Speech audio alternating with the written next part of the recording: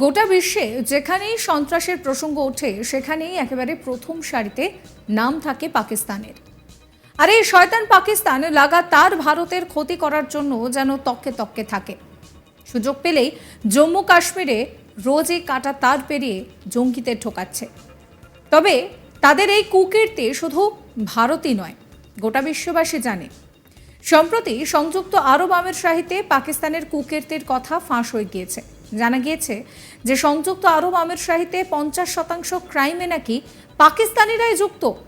মানে যেখানে যা অপরাধমূলক ঘটনা ঘটছে সেখানেই পাক অধিবাসীদের নাম পাওয়া যাচ্ছে।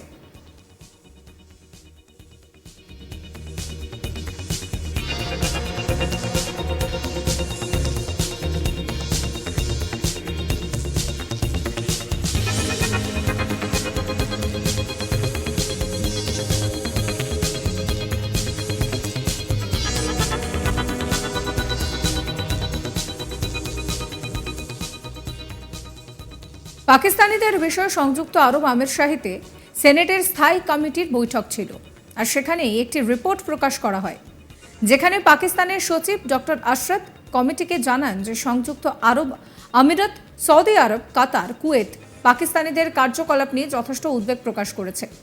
সেখানে রিপোর্টে জানা যায় যে সংযুক্ত আরব আমিরশাহিতে 50% ক্রাইমে নাকি পাকিস্তানিরাই যুক্ত। মানে যেখানে যা অপরাধমূলক ঘটনা ঘটছে সেখানেই পাক অধিবাসীদের নাম পাওয়া যাচ্ছে। আর এই ঘটনার পর সেদেশের পাকিস্তানিদের আসার ওপরেও কড়া বিধিনিষেধ জারি করা হয়েছে। পাকিস্তানের নাগরিকদের সঠিক আচরণের শিক্ষা দিতে বলা হয়েছে। বর্তমানে সংযুক্ত আরব আমিরশাহী এবং সৌদি আরব চায় না যে পাকিস্তান সরকার তাদের দেশে কোনো কর্মী পাঠাক। কাজেই বিদেশের মাটিতে পাকিস্তানের যে গরিমা তা যে একেবারে তলানিতে ঠেকেছে তার বলার অপেক্ষা রাখে না।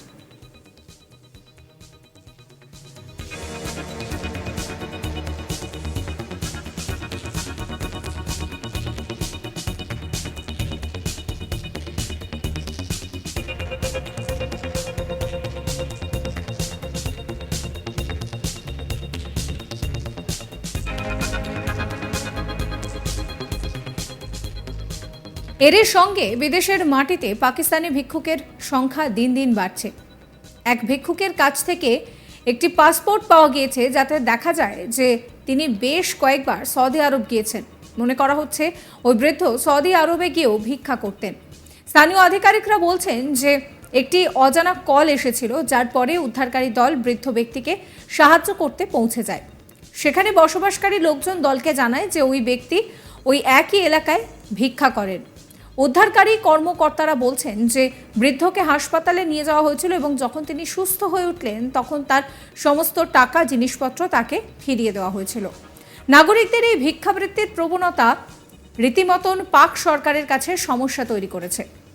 বিশ্বের দরবারে দেশের ভাবমূর্তি ক্ষুণ্ণ হওয়া যেন কিছুতেই আটকাতে পারছে না পাক সরকার।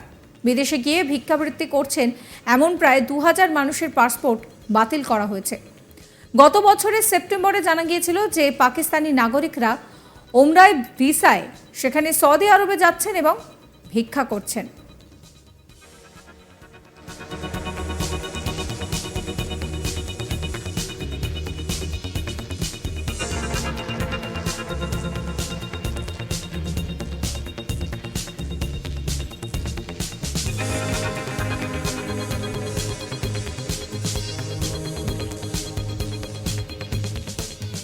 প্রবাসী পাকিস্তানি ও মানব সম্পদ উন্নয়ন মন্ত্রক সিনেট কমিটি অন ওভারসিজ পাকিস্তানিদের কাছ থেকে বলছে যে বিপুল সংখ্যক ভিক্ষুক মানব পাচারের মাধ্যমে বিদেশে যাচ্ছেন। মন্ত্রক বলছে যে বিদেশে গ্রেফতার হওয়া ভিক্ষুকদের 90%ই পাকিস্তানি। মন্ত্রকের সচিব বলছেন যে ইরাক ও সৌদি আরবের রাষ্ট্রদূতরা জানিয়েছেন এই ধরনের গ্রেফতারের কারণে তারা কারাগারে তাদের ভিড় বাড়ছে। সৌদি আরবের মসজিদ আল হারামের বাইরে ধরা পড়া বেশিরভাগ পকেটমার পাকিস্তানি বংশোদ্ভূত। এই লোকেরা তারা কিন্তু ভিক্ষা করতে এসেছেন।